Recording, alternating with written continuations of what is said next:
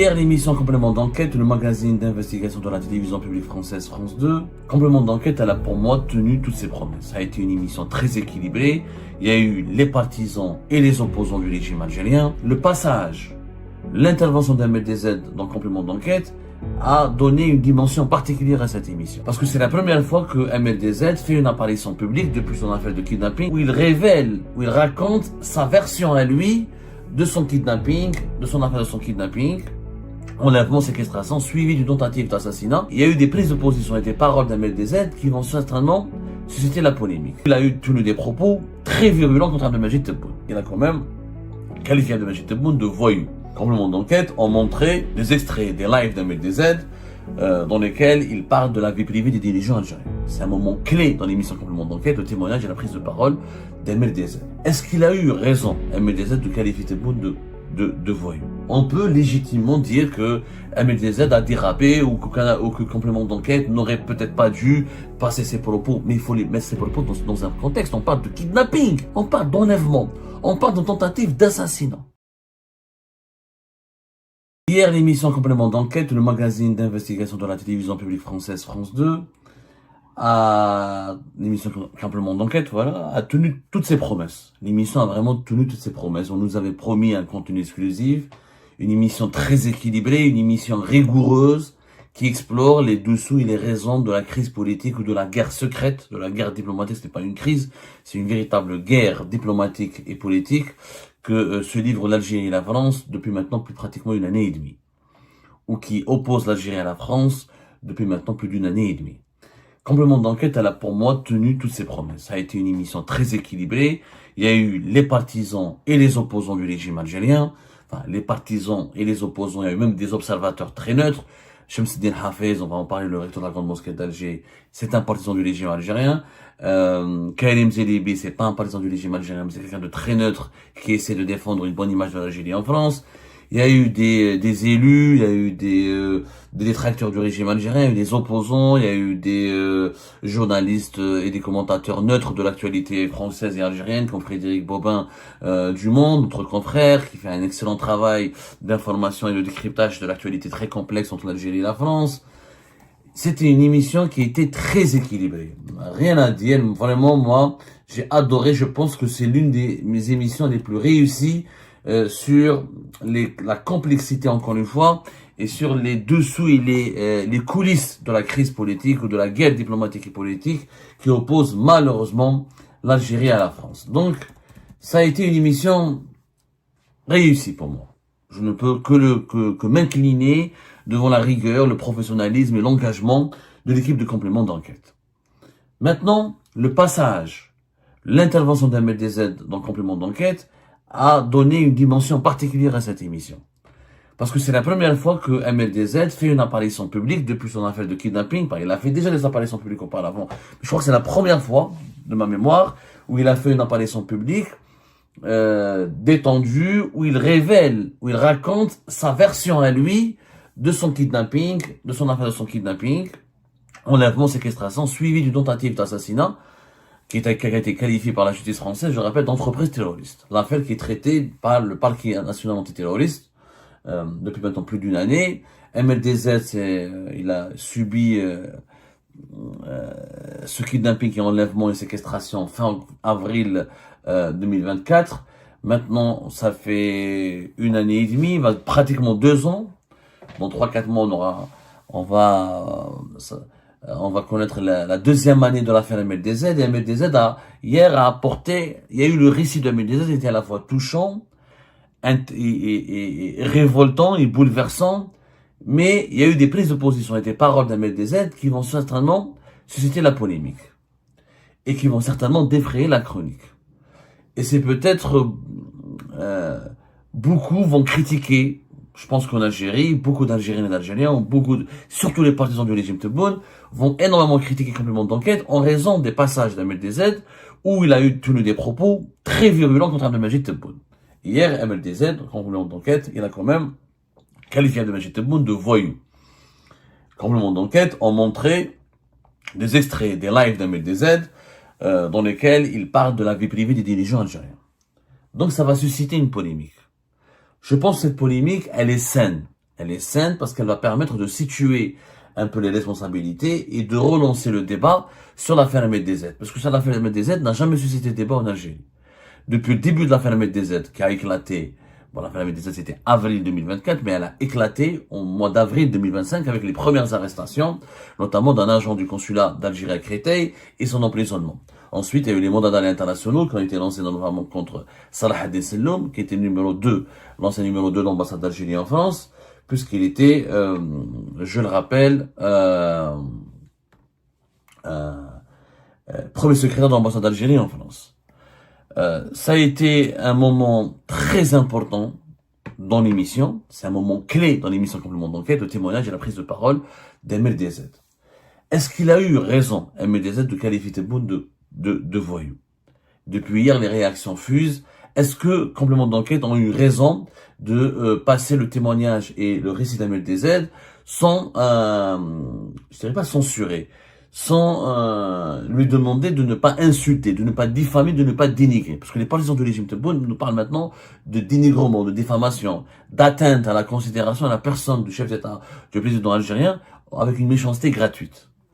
Je pense d'abord qu'il faut se mettre à la place d'MLDZ et comprendre ce qu'il a vécu. D'ailleurs, avant même la diffusion de l'émission de Complément d'enquête hier soir à 23h, dans la soirée du jeudi à 23h, le jeudi 22 janvier 2026, il y a eu la réaction de l'APS. Quand on lit la réaction de l'APS, et comment l'APS a été violente avec France 2 et les services publics français, on pourrait peut-être contextualiser les propos d'MLDZ et ne pas les prendre au sens propre du terme et essayer de les comprendre dans leur contexte. Moi, MLDZ, c'est un ami. J'assume mon amitié totale avec MLDZ et je suis solidaire avec MLDZ depuis le début. Parce que j'estime que, quels que soient les désaccords, moi je suis pas d'accord avec MLDZ sur pas mal de ses méthodes, sur pas mal de ses approches quand il traite l'actualité algérienne. Il le sait, je lui ai fait savoir. Mais, kidnapper MLDZ, l'enlever, le torturer, le droguer, tenter de l'assassiner, le séquestrer, c'est un crime impardonnable. Et l'affaire MLDZ, je vous l'ai dit, je vous avais prévenu, j'avais prévenu les dirigeants algériens, que l'affaire MLDZ va hanter le régime Tebboune, qu'elle sera ce fantôme qui va toujours réveiller les dirigeants algériens lorsqu'ils vont essayer de dormir. Il va les hanter, c'est un fantôme qui va les perturber, qui va les déranger, qui va les bousculer, qui va qui va leur provoquer les pires cauchemars de leur vie. Pour une raison très simple, c'est que c'est un acte terroriste. Kidnapper quelqu'un, le séquestrer, tenter de l'assassiner, à cause de ses opinions, parce qu'elle met des aides. Ok, il parle de la fille de Tebboune, de la fille de ceci, des enfants de cela, etc. Oui, c'est une atteinte à la vie privée. Oui, on peut considérer que c'est de la calomnie, c'est pas des méthodes dignes. Il y a la justice. T'es pas d'accord avec un MLDZ, tu traduis devant les tribunaux. Tu déposes plainte pour atteinte à la vie privée, pour calomnie, pour diffamation, pour injure, etc. Et tu demandes des réparations et tu poursuis et tu prouves que MLDZ a vraiment fait du tort ou a commis un crime. Mais le kidnapper, l'enlever, le torturer, le droguer, le séquestrer pour l'assassiner, ça c'est impardonnable. C'est impardonnable. On peut pas continuer à diaboliser MLDZ sans comprendre et sans essayer de comprendre et ressentir ce qu'il a vécu. Parce que ce qu'il a vécu, le fait qu'il a, pour moi, franchement, MLDZ, le fait qu'il a gardé sa tête, qu'il a gardé toutes ses forces mentales, qu'il a gardé toutes ses dispositions psychiques, le fait qu'il puisse encore s'exprimer de façon lucide et qu'il puisse vivre le plus normalement du monde, c'est un miracle. Vous imaginez, vous êtes kidnappé, drogué, enlevé, séquestré, et on voulait vous assassiner pour vous faire disparaître par un gang. Et ça dure pratiquement 48 heures. Ensuite, toute la pression médiatique. Ensuite, toute la pression, plus que la pression médiatique. C'est par la suite, l'affaire MLDZ a provoqué un séisme qui, aujourd'hui, c'est la principale raison, c'est le principal problème qui empêche la réconciliation entre Alger et Paris. Vous imaginez tout le poids qui pèse sur les épaules d'MLDZ. À un moment donné, il faut essayer de se mettre dans sa peau. Il faut essayer de se mettre à sa place. Vous imaginez je sais même pas que c'est pas les pressions, il faut retrouver un autre mot, il y a une chape de plomb, il y a il y a un poids énorme. Peut-être qu'une autre personne aurait craqué, serait devenue folle, aurait perdu les pédales. Moi, je pense qu'une autre personne aurait vraiment perdu les pédales. MLDZ, malgré tout, il a gardé son sang-froid. Il a essayé de garder son sang-froid. En tout cas, il essaye de rester lui-même, de rester mentalement stable. Alors que notre personne aurait flanché, aurait perdu son esprit. Après tout ce qu'il a vécu. Juste avant l'émission, parce que on va parler des propos d'MLDZ, juste avant l'émission, avant la diffusion de complément d'enquête, l'APS, elle diffuse une dépêche, dans laquelle elle dit, voilà comment elle traite, elle s'attaque à complément d'enquête, et elle s'attaque à France 2. Elle parle d'une émission racoleuse, d'une promesse de scandale, et surtout un nouvel épisode d'une dérive désormais assumée, celle d'un média public qui a troqué l'exigence journalistique contre les thèses les plus rances de l'extrême droite française. Il faut appeler les choses par leur nom. Je cite l'APS, qui a publié sa dépêche vers 14h, entre 14h et 15h, pour s'attaquer, pour tenter de discréditer et contrecarrer les révélations qui vont être faites plus tard dans la soirée par complément d'enquête sur France 2. Il faut appeler les choses par leur nom. Il faut appeler les choses par leur nom. Et dire que ce n'est ni une enquête, ni un travail d'information équilibré, mais une entreprise de désinformation méthodique, où l'Algérie sert de cible obsessionnelle et de fonds de commerce médiatique. France Télévisions, censée incarner la rigueur, adopte les thèses de l'extrême droite et offre une fois de plus une tribune privilégiée à ceux qui en font de la haine de l'Algérie leur cheval de bataille, leur marque personnelle, leur business idéologique de caniveau. Ce que dit l'APS, non seulement est un mensonge, parce qu'on a vu complément d'enquête, il y a eu des voix favorables à l'Algérie. Le recteur de la Grande Mosquée d'Alger, le recteur de la Grande Mosquée de Paris. Vous allez comprendre pourquoi j'ai dit ce lapsus dans la prochaine émission. Parce que Shamsuddin Hafez, pour moi, c'est un véritable phénomène auquel il faut vraiment s'intéresser et il faut vraiment le décrypter parce que la proximité entre Shamsuddin Hafez et le pouvoir algérien commence à nous inquiéter et à soulever des questions très sérieuses sur la fiabilité et sur la légitimité des institutions algériennes. C'est pas grave, on en parlera après. Karim Zelibi, Jean-Michel Apathy, le grand journaliste, qui a parlé de l'extrême droite, etc., et qui parle du passé colonial, et qui parle de la nécessité de reconnaître les crimes de la colonisation française. Benjamin Stora. Il y a encore un producteur franco-algérien. Ils ont donné la parole à des franco-algériens qui défendaient l'Algérie, qui dénonçaient l'algérophobie, qui dénonçaient l'acharnement médiatique contre l'Algérie. Donc ça a été une émission très équilibrée. Donc l'APS, avant même de voir l'émission, donc ils n'avaient pas vu l'émission, ils ont vu des extraits. Romain Chef voit un extrait avec Xavier Driancourt. Xavier Driancourt n'a pas été diffusé par les compléments d'enquête. Je sais pas si on peut appeler de censure, etc. En tout cas, il y a eu un choix éditorial de l'équipe de complément d'enquête. Les propos de Xavier Driancourt n'ont pas été diffusés. Xavier Driancourt a été mis à l'écart. Toute la dépêche de l'APS s'appuie pour s'attaquer à France 2 sur MLDZ, témoignage de MLDZ, et Xavier Driancourt. Il n'y a pas eu de haine contre l'Algérie. C'était un travail professionnel où la parole a été donnée à tout le monde, aux partisans du régime algérien, aux partisans de l'Algérie et à ceux qui dénoncent, à celles et ceux qui dénoncent l'algérophobie, comme aux voix critiques et dissidentes de l'Algérie. C'était une émission très équilibrée. Mais l'APS n'a pas vu l'émission. L'APS, ils ont vu quoi? Un extrait où il y avait MLDZ et Xavier Driancourt. En parlant d'MLDZ, voilà, en parlant de Xavier Driancourt, ils ont parlé d'un faux diplomate français, un agité, atteint d'une véritable pathologie, obsessionnel nommé l'Algérie. Cet homme sale, voilà comment Xavier Driancourt est traité par l'APS, un homme sale, n'a cessé durant ses 2 mandats dans ce pays de tenter de fragiliser, de plonger le pays dans le chaos. Xavier Driancourt n'a même pas été diffusé. Ils l'ont mis dans le teaser, le teaser c'est le spot promotionnel, mais dans l'émission il n'apparaît pas. Il n'apparaît pas, donc complément d'enquête, elle a ridiculisé l'APS. Et on en parlera plus tard. Comme en complément d'enquête, ils ont ridiculisé l'APS. Que l'APS, s'ils étaient intelligents, avant d'écrire leur dépêche, avant de diffuser cette dépêche, ils auraient dû attendre de voir l'émission pour réagir après. Il n'y a pas de Xavier Driancourt dans l'émission. Donc l'APS, elle a été discréditée. Mais ça, on en parlera plus tard. C'est un bon angle pour une autre émission. Maintenant, pour MLDZ, regardez comment l'APS, avant la diffusion de complément d'enquête, regardez comment il parle de l'APS. Comment l'APS parle d'MLDZ. Plus grave encore, ce média français semble désormais prêt à tout pour étayer ses hypothèses.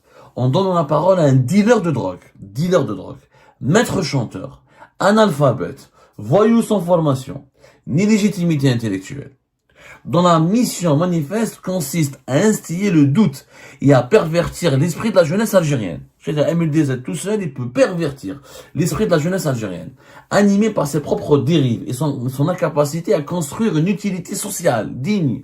Ce personnage exhibe ostensiblement des signes de richesse et ne dissimule nullement le fait d'être entretenu et protégé par les services français. Waouh! Donc MLDZ, agent des services français, maître chanteur, dealer de drogue, analphabète, voyou, sans formation.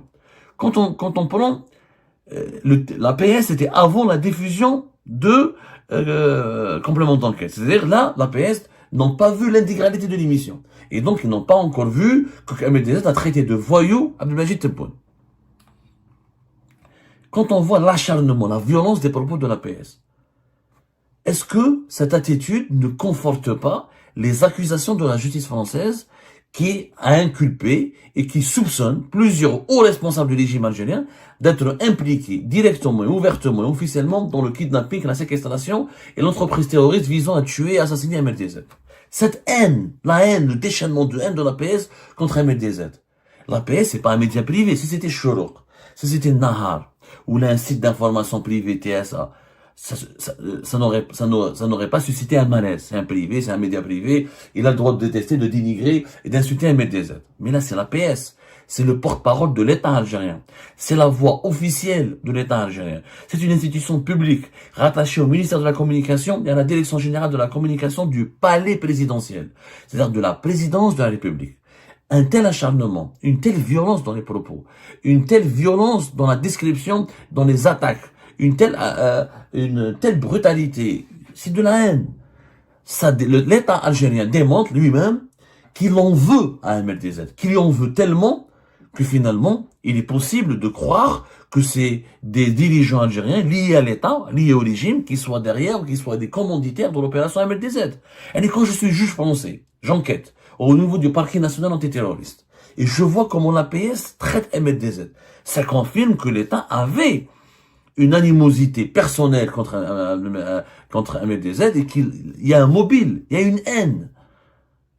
Comment un blog cyberactiviste qui a une page Facebook, une chaîne YouTube ou une chaîne TikTok peut lui-même tout seul pervertir la jeunesse d'un pays de 50 millions d'habitants? Comment est-ce possible? Si MLDZ est un maître chanteur, il en a donné les preuves. Si le régime algérien, il a des preuves que MLDZ est un maître chanteur, il faut qu'il les donne. Moi, je ne comprends pas. Pourquoi vous ne poursuivez pas MLDZ devant la justice? Vous donnez vos preuves que c'est un maître chanteur, il veut pervertir, alors, exhibe ostensiblement des signes de richesse. C'est quoi les signes de richesse? Parce qu'MLDZ, elle a été montrée dans une Mercedes. Je vous voyais, en France. 5 000 euros, tu achètes une Mercedes. Une ancienne. C'est un pays où la voiture n'est pas un objet de luxe en France. Il y a des chômeurs en France qui ont des Mercedes.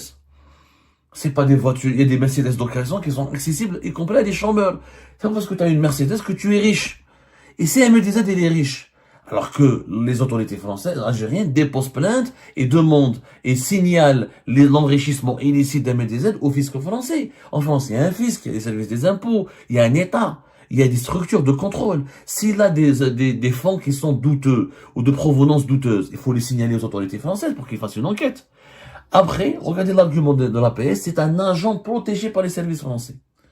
Alors là, une telle accusation justifie et sème le doute, en fait, justifie les doutes et les soupçons qui sont formulés à l'encontre des dirigeants algériens concernant le rôle présumé qu'ils ont joué dans l'affaire MLDZ.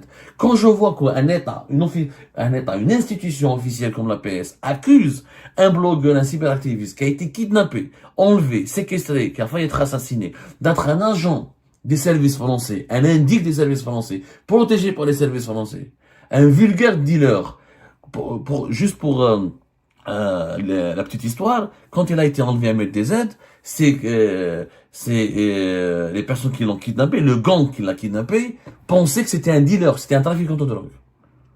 C'est ce qu'on avait dit au gang, aux membres du gang, aux gangsters, qui ont kidnappé MLDZ fin avril 2024. Et là, la même terminologie, les mêmes arguments, le même langage, employés par les gangsters qui ont enlevé Ahmed DZ, par les ravisseurs d'Ahmed DZ, on les retrouve. Le même langage, on le retrouve sur la PS. C'est pratiquement une confirmation indirecte que les commanditaires de l'opération Ahmed DZ, c'est pratiquement les autorités algériennes. Ils sont en train de confirmer directement. La PS ne se rend pas compte, mais ils sont en train de se discréditer sur le plan éditorial, mais ils sont en train de s'enfoncer sur le plan juridique et sur le plan pénal, puisqu'ils donnent des indices. Parce que quand on enquête sur un crime dans la loi, il y a les preuves. Quand on n'a pas de preuves, pour trouver des preuves, il faut utiliser des indices. La PS, elle donne des indices. Elle donne des indices pour incriminer, pour permettre à la justice française d'incriminer le régime algérien dans l'affaire d'Ahmed DZ.